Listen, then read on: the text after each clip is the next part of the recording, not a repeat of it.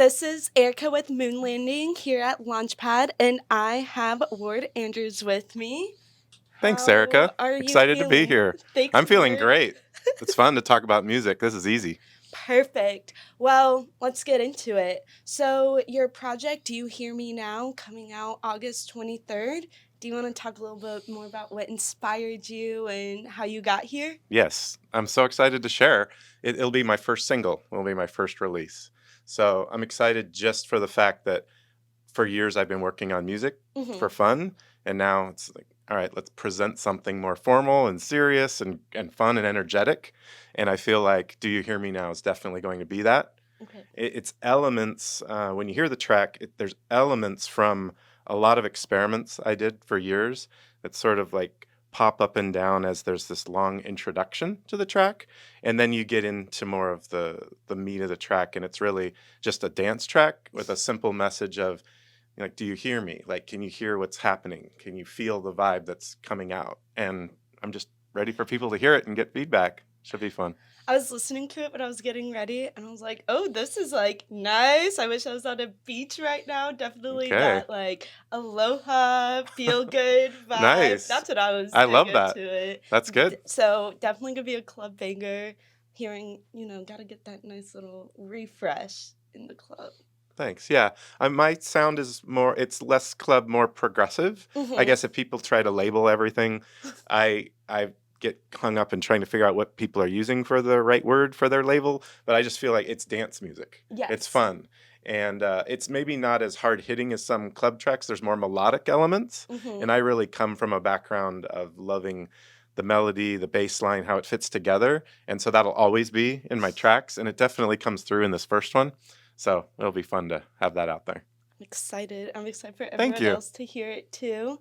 So, doing some further research, you collect analog studio I gear. do. How did that? Is it hard to find it in this time? How did you come around getting the analog? Okay, so coming up, listening to so much music in the 90s where that was the gear, like it was how are they creating that sound? Now it's like, okay, what plugin, what software are they using, what YouTube video can I look up to replicate that? That was not the case. Mm-hmm. These men and women were using specific dedicated gear to create certain sounds and collecting gear. And so when I listen to things from the 90s, that's a lot of studio work programming gear. And you'd actually see in the credits, it isn't so much today, but you would see the production credits in the 90s where it would be the artist, the writer, the performers, and then the engineers. Like Mm-hmm. there was a list of people that were just sitting there programming gear. And so I was so interested in how they could get that sound out of that I started collecting it for fun. Mm-hmm. Or I'd hear a sound, I'm like, oh, I have to go buy that hardware synth to get that sound. It's not that way anymore, but I have this collection. And so why not use it? Mm-hmm. That's one part. So the other thing is in my home studio, I have it all set up and I have them all plugged in so I can get 7, 8, up to 16 different instruments going at the same time.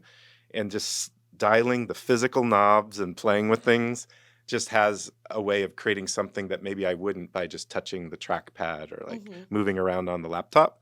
So I feel like there's a depth of sound that I can create from it that I like, that's fun. And I'm also using this really cool, sometimes vintage gear, but I'll buy new modern gear too. Mm-hmm. Like I just like having the gear. How long does it normally take you to figure out the sound when you're in that home engineer? If you can't just press the trackpad next and Yeah, have to like to physically find it. play with it? Yeah, well, some of the time, what's one cool thing about it is sometimes you create sounds that you could never create it again. Like you Mm-hmm. better record it. You better grab that sound because you might not ever get all the dials and knobs there again. So I Mm-hmm. like the exploration, the creativity there. Sometimes the sound will come immediately, and then sometimes it might never come. And you might even want to get a collaborator or a friend to come in and listen and dial things around with you. Like, oh, we found the sound. There was another track I was working on where we couldn't get the bass line. I heard it in my head the way I wanted Mm-hmm. the bass. We just couldn't get there, and we just kept trying, and then finally like just really started dialing from one end of the spectrum to the other on different parameters, and then we finally got it, and I realized what it sounded like. It sounded like an old string bass. In high school I used to play the contrabass, the big stand-up bass with the bow, Okay. and on the lower string, when you pull that string really hard, it has this really like kind of gripping, ripping sound. Mhm. And that's what I wanted, but I didn't even know until I heard it that that's what it was kind of from. But you have to play around and explore, and that's the fun. That's the creativity in music. Very cool. Yeah. So on your home studio, is Yeah. that kind of like your little man cave? No one can come in, Oh, or that's funny. do I guess you? it is a man cave. People can come in. In fact, it's built. There's there's sofas and chairs, and it's built for people to hang out with me, like, and have fun together creating. Like, I think too much alone time Mhm. can be not good. So I like the mix where I can really focus in there, really focus. But then others can come and join and listen and grab some gear or like grab their laptop, plug it in, like let's collaborate.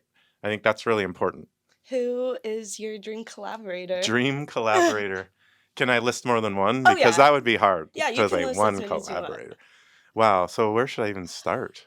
Well, if I was looking for a producer, it Mhm. would be amazing to go like old school, like Brian Eno or Rick Rubin.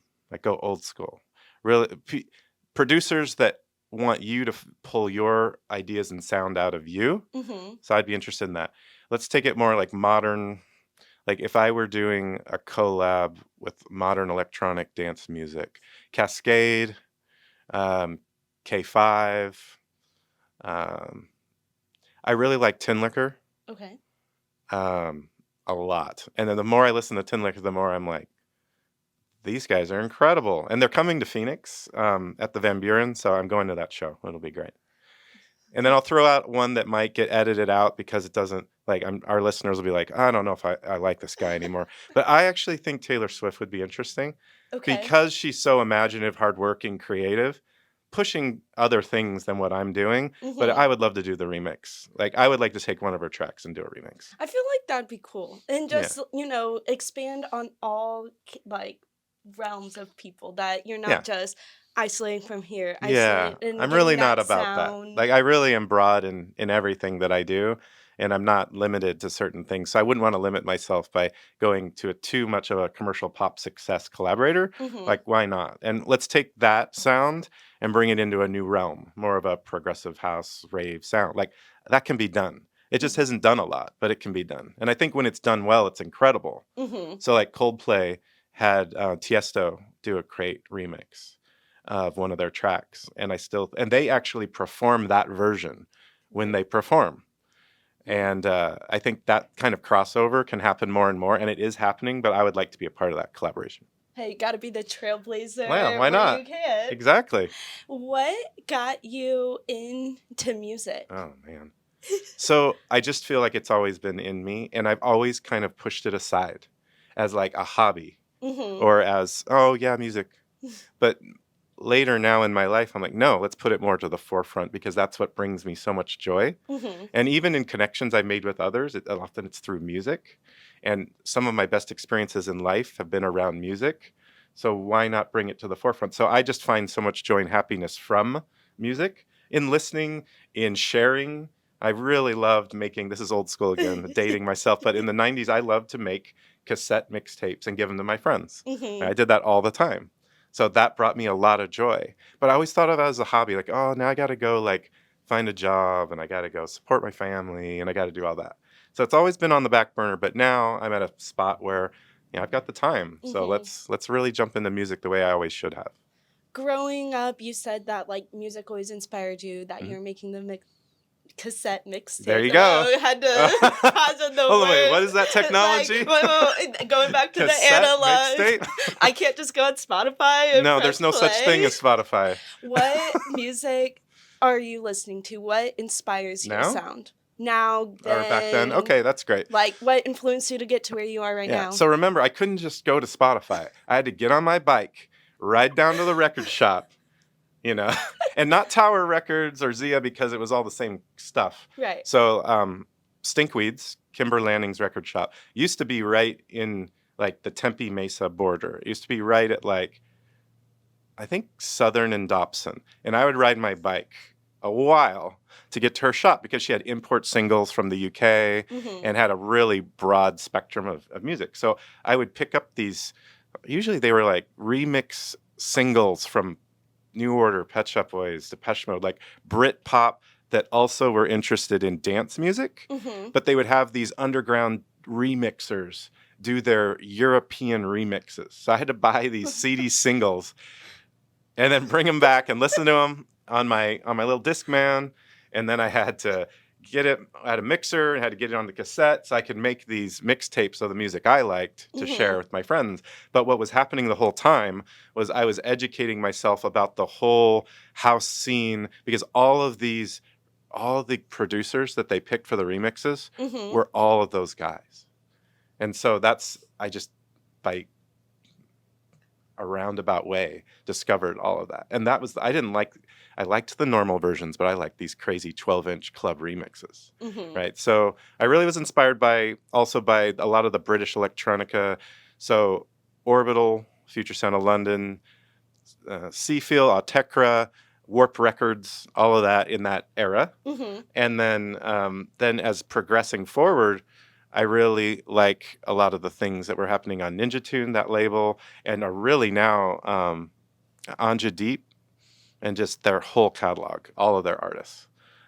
So I think that inspires, but it's always new. Like I feel like I'm always looking for more fuel, Mm-hmm. and it comes from wherever. So, and like I said, on the pop side, like I have no problem with loving what a Coldplay or Taylor Swift are doing.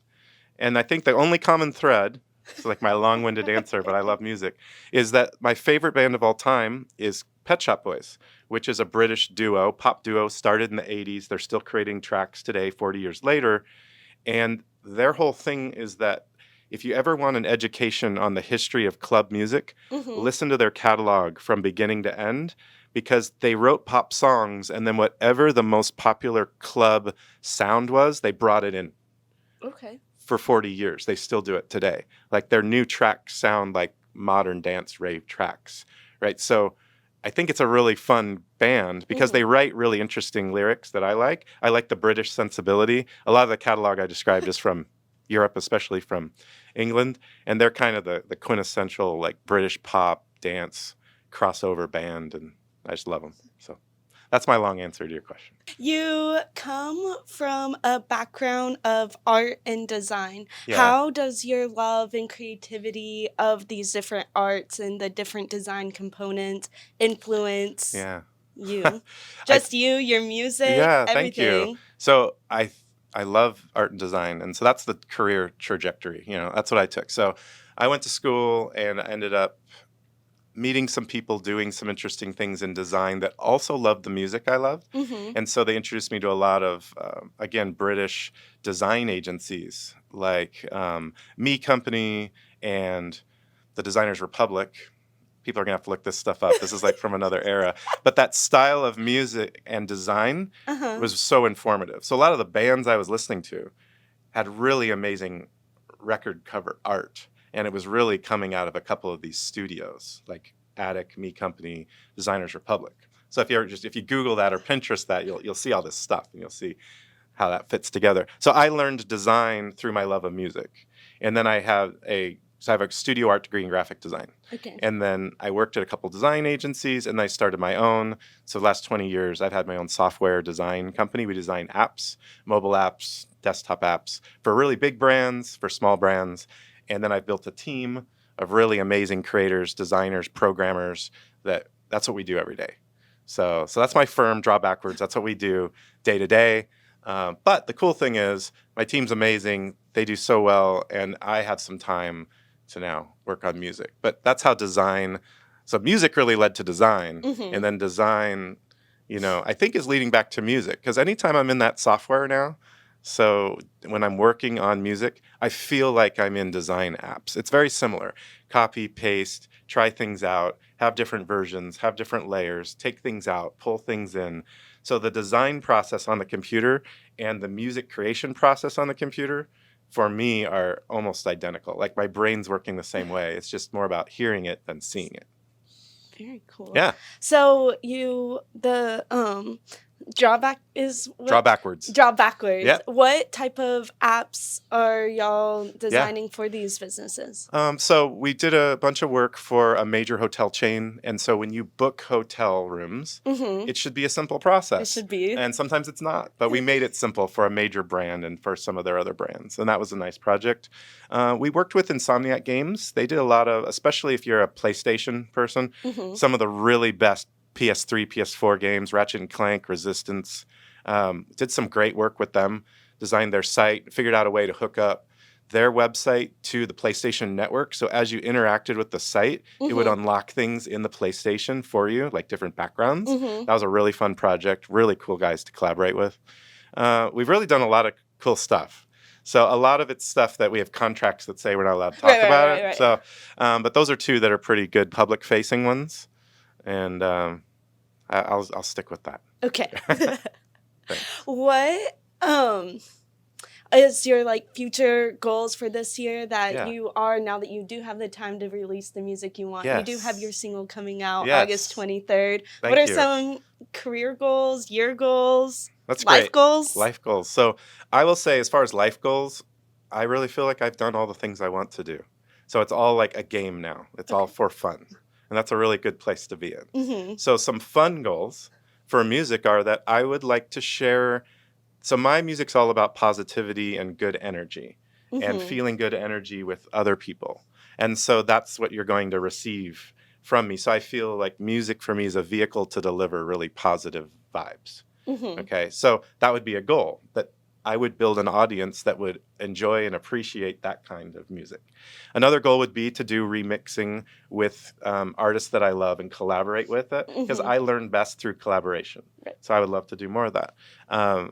I have my first performance at Gold Rush, so that's coming up this year. I'm excited. That's so I know. awesome. I'm gonna be one of the silent disco DJs. So Silent it'll be great. disco is so much It's fun. so I great. think people don't give silent disco They enough don't know credit. because they haven't done it. They need to do Exactly. it. It Like- looks weird, but when you have your headphones on, Anytime It's I awesome. see silent disco, I'm like, I'm there. yeah. Like, Well, you better be there. I then. will be there. All right. Whatever color I am, you got to be on that color. Do the, what is it, the 3 clicks Yeah, the to 3 get clicks. the... And you're like, where is that thing? I'm like, I don't hear the sound. Exactly. Did I get a bad headset? And the guy's like, no. You're on the wrong channel. And I'm like, oh, okay. So great. Thanks, just... Yeah, it's fine. Technology. No, Silent Disco, Gold Rush. It's going to be awesome. So excited about that. So that's on October 5th. Excited for that.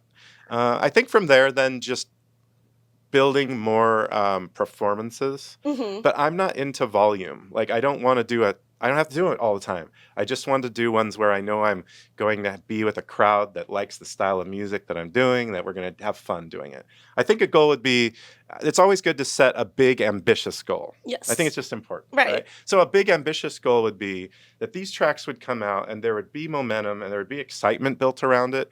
And then, like, maybe at 3 a.m. at EDC in May, like, I'd be there. You know, like something crazy. Like, let's just go big.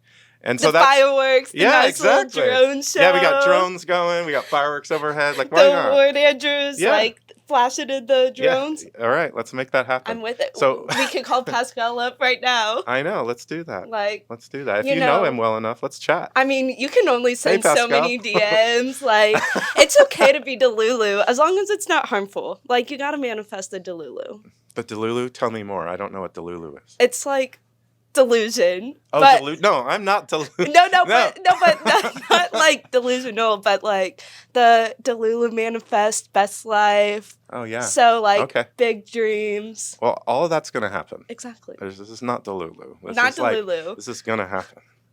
I guess that's cool. I didn't know that phrase, so I'm educating myself. Sorry. I'm I sure mean, people are listening like, this guy doesn't know what Delulu is. I don't know. Like, is that a you're band? a college professor. I Your know. students don't say. I learn a lot from my students. I do. They're great. So you know how some professors, if they like publish a textbook, they're like, you need to buy this version of textbook. Oh, yeah. When you're in classes, your syllabus have like your SoundCloud link and The- play it. I will do that. I have not done that, but I will do that. Just be So, like. There's a whole racket with professors trying to make money, like Right. selling your own. I've never done that. Like, it's all free, or I'll find a free version of something I publish and like click this link. I'm You're not real selling quick. when I'm teaching. I do that for fun. So I teach a class called Design Entrepreneurship at ASU. DSC 394. So if you're at ASU and you want to do a really fun design and entrepreneurship related class, come on over in the spring semester 2025. Let's do it. Let's do it. Yeah. But I get that slight Lulu. little Okay, I'm going to look into this. But no, like that is, my life is about positive manifestation. Ideas become reality. Like that is where I come from. And I expect these things to occur. So we're good. Here at Moon Landing, we also love the gratitude component of our lives in music. I love What that. brings you gratitude? Just that I can do it. Honestly, that I have the time and ability to take some like 20 hours out of my week and just work on music. I'm so grateful for that. I'm so grateful that I'm sitting here having an interview with you about music, not about business and design and things that I do interviews for on a regular basis. Right. Like this is you and I talking about what I love, music. I am super grateful for that. Well, So I'm grateful. glad that Yeah. we could bring Make that that happen. smile, make you grateful. Super grateful. What is some challenges you faced in your music Yes. journey? I think everyone in creativity has challenges. So I'll talk about them, but I also just want to encourage you, whatever the challenge is, like push through it, because on the other side of it is all of the joy and the success, the ability to create something you didn't think you could create. So one of the biggest challenges for me was I love music, but growing up, I only played the bass. I only knew the bass clef. I can't read the treble clef. I've never played the piano. Like that was a hindrance. So one of the first things that happened was around 2019, around the time you guys started Moon Landing. So 2019, 2020 COVID times, I was like, well, we're sitting around in the house a lot. It's time to learn to play the piano. So I really just started listening to tracks and trying to play them. And I realized that was way better than trying to learn how to read notation, like how to read music for me. Right now, there are classically trained musicians that I am so impressed by, and I will be the first to admit that is not how I work and how I think. I think real creatively, and I'll hear it and I'll figure it out. So and then I realized, oh, there's these things called like key, like major key, minor key, like chord progression. I didn't know. I heard it all, but didn't know there was this underlying structure. So I had to learn those rules. That was challenging for me. I don't think that I'm great at it. The cool thing is, in the modern era, not back in the 90s if I had tried to start, I have YouTube. I have Google. TikTok. I have apps that like, hey, only play the notes in this key. It's like, what? It's so cool. I'm grateful for that modern technology. So the challenges have been just learning the music theory and wanting to. Like, I don't want my music to sound overly repetitive or always in the same key or always in the same whatever. So I had to learn the language of music. And that's been a challenge. It's been fun. And then the software is daunting if you've never used it before. So I had a background in design apps and in video editing apps. So that's why I went to Logic Pro, because it was so close. It was like, oh, this is on a timeline. Oh, this is editing, like video editing, but it's music editing. And then some of the first artists I watched their YouTube, they happened to be using Logic. So I just kind of stuck with Logic. I actually think I'll switch to Ableton, but I'm in Logic right now. And so just watching Kygo use Logic was interesting to me, like how he thought about music, how he built and layered things. Felt like working in Photoshop or working in Final Cut. So that's been a challenge, though, because it's all new. So I'm slow. The idea is fast, and it's like, I don't know the key command. I don't know how to do that. I got to stop the creative process and spend 30 minutes on YouTube trying to figure out how they did that fill. Like, it's crazy. But it's starting to stack that knowledge, and I'm getting faster. And I'm also working with others that know how to use the tools now, so I can move faster. And that's been really helpful. For someone inspiring to get into music, or if one of your students were to come to you, what advice would you give them? Oh, man. Well, first off, do what you love. So in my class, our first day of class, it's what are you passionate about? What don't you like about that? And then what are you going to do to make it awesome? Right? That is some good advice. Yeah. So it's like, I'm into skateboarding. What do you hate about skateboarding? Oh, the way the wheels, blah, blah, blah. What are you going to do with the wheels to make it amazing? And then we build a whole project in the class around that. So my advice would be, what do you like in music? What don't you like? And what do you want to do about it? Right? So for me, when I go to more of a club or festival, sometimes I'm like, this is too repetitive. If they would just add an arpeggiator or just change the key or try a melodic sequence or actually have a bass line or, to me, you could quickly elevate it by Mhm. just trying a little harder or like bringing more ideas to the table. And so my advice would be, what ideas do you have that you can bring? It's okay to copy to start and then to remix, but then you need to keep moving on the creativity wheel that I call it the creativity wheel. So you copy, you remix, but then you start to evolve it, Mhm. and then you're able to start to originate it, and then you need to inspire others to do that. That's sort of the magic creativity wheel. That's the advice I would give. Perfect. Cool. This is Erica with Moon Landing and Launchpad with Ward Andrews, and your single "Do You Hear Me Now" streaming on all services Yep, August 23rd. that's right. Thanks, Perfect. Erica. Well, thank you for joining me. Yep.